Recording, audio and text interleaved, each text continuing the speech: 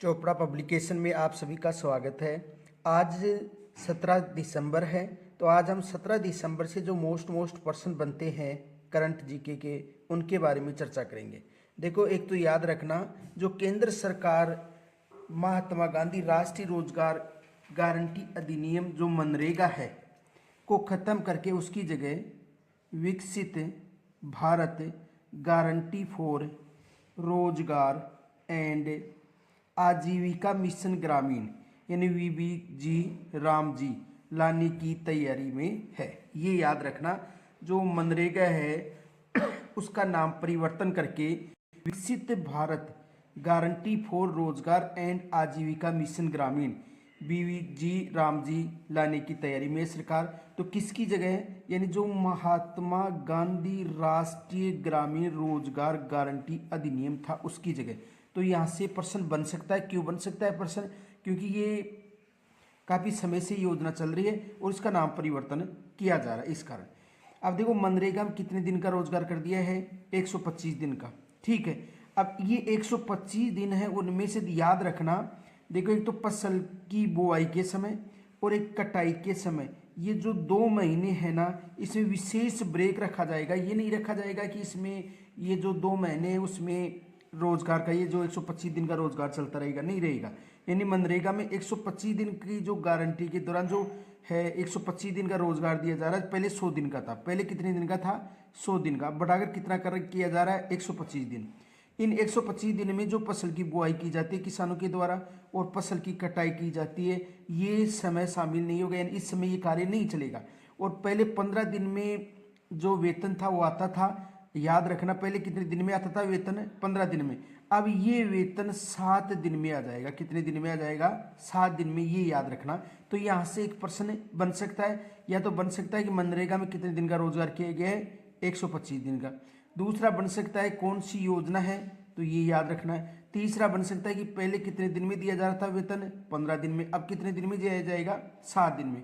और ब्रेक कब रहेगा? जब फसल की बुआई की करते हैं किसान और फसल की कटाई, यानी कितने महीने का ब्रेक रहेगा? 2 महीने में ये कार्यक्रम नहीं चालू रहेगा, ये याद रखना।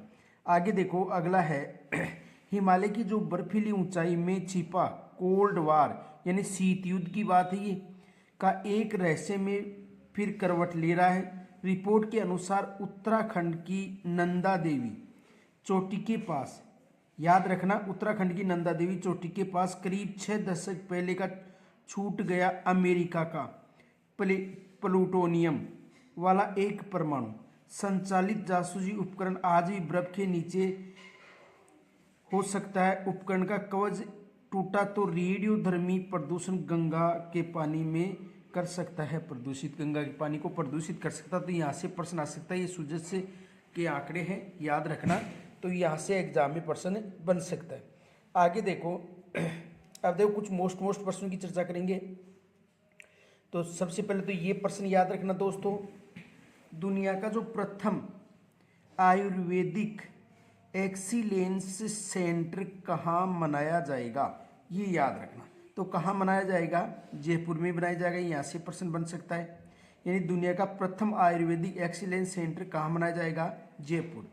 अगला प्रश्न देखो, वेस्ट जोन रीजनल, याद रखना, west zone regional judicial conference का आयोजन कहाँ किया जाएगा? West zone regional judicial conference का आयोजन कहाँ किया जाएगा?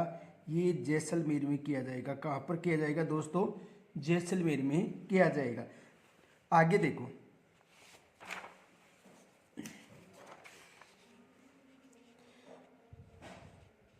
जो बाल विवाह मुक्त ग्राम पंचायत कार्यक्रम का शुभारंभ किया गया, किसका शुभारंभ किया गया है? बाल विवाह मुक्त ग्राम पंचायत कार्यक्रम का शुभारंभ किया गया। तो किस जिले से किया गया दोस्तों?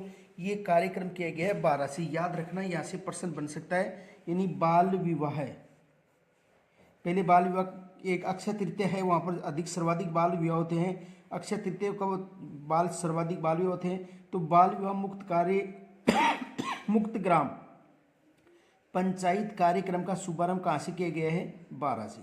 आगे देखो, राजस्थान के किस जिले में महर्षि दयानंद सरस्वती का पेनोरमा स्थापित किया गया है? तो कहाँ पर किया गया है? अजमेर में। ये भी मोस्ट माना कि राजस्थान के किस जिले में महर्षि दयानंद सरस्वती का पेनोरमा स्थापित किया गया है? अजमेर में। ये दोनों याद रखना। बाल विवाह मुक्त ग्राम पंचायत कार्यक्रम, एक तो ये याद रखना, बाल विवाह मुक्त ग्राम पंचायत कार्यक्रम का शुभारंभ 12, और ये भी मोस्ट है। तो ये पेनोरमा कहाँ पर स्थापित किया गया है? अजमेर में। आगे देखो, स्क्वैश वर्ल्ड कप 2025 का खिताब किन्होंने जीता है?